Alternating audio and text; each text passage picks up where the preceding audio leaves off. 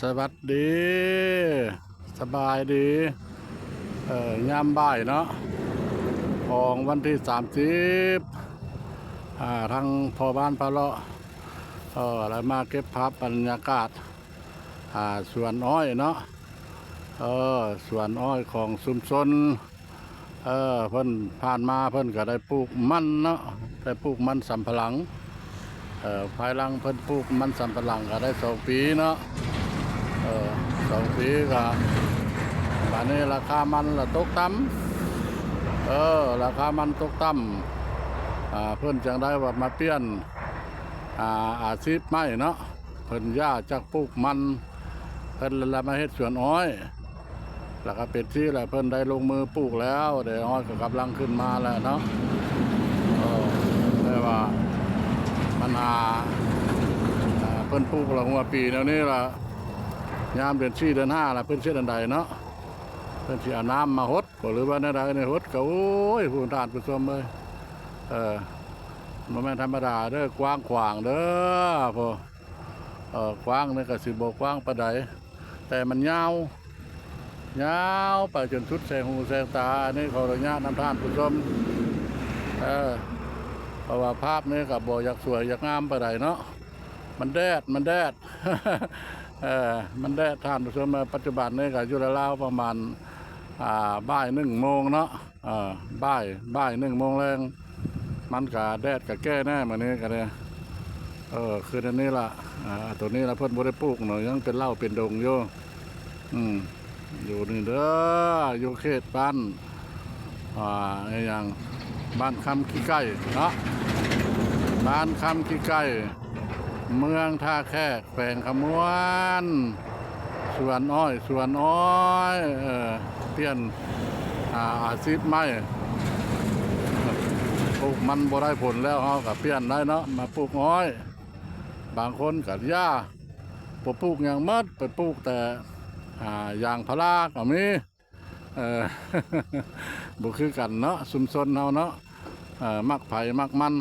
เพิ่นว่าซั่นล่ะบ่ได้อยากเฮ็ดอันใดแล้วก็เฮ็ดมีดินมีดอนปะไว้ก็ปะบ่มีเฮ็ดมีผลหยังเนาะป้าดงก็หกทึบนาขึ้นมาเอามาลงผลแล้วปลูกก็ได้เงินได้ทองเนาะได้เงินได้ทองอ้อยนี่ล่ะถึงครบ1 ปี1 ปีเพิ่นจะสิได้ตัดเนาะได้กู้ภายหลังกู้แล้วเพิ่นก็ได้ปลูกต่ออีกขันมันต้นมันสำปะหลังคือกันเนาะอายุสั้นได้แต่1 ปี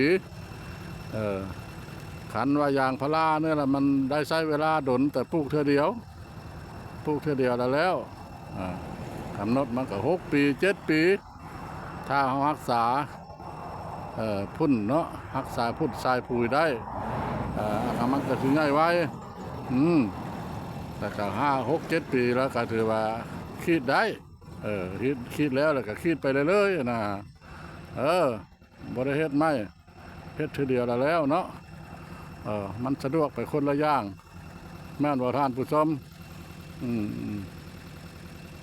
อันเป็นคือนี่แหละสวนอ้อยเนาะนั่นละได้ดินได้ดอนก็ดีเนาะบ่ให้มันเปล่าว่างดูมันขยันเพียรแล้วก็เป็นเงินเป็นคำมัดท่านผู้ชมเลยมาเบิ่งมาชมน้ำกันเด้อเพราะละทองฟ้ากับแจ้งภาพกับบใสเนาะบสวยบงามดินนี่นะมันจะเป็นดินขาวเด้อมันโมแมนโทรศัพท์ประมาณพะเลาะเด้อ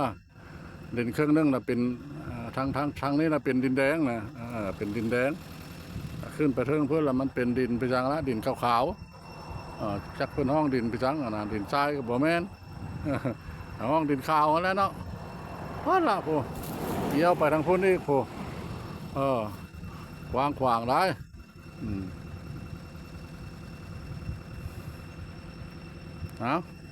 การเก็บภาพเนาะบรรยากาศถ่ายทำสวนอ้อยนี่ก็ทางเม็ดทั้งมวลก็สิพอประมาณนั้นล่ะจากนี้ไปขออนุญาตนำบรรดาท่านขอปิดคลิปนี้ไปเพียงซ้ำนี้เนาะ โอกาสหน้าจะพาท่านผู้ชมไปซอกไปหู้ไปเห็นอีกหลายๆบ่อนคำว่าสบายดีสวัสดี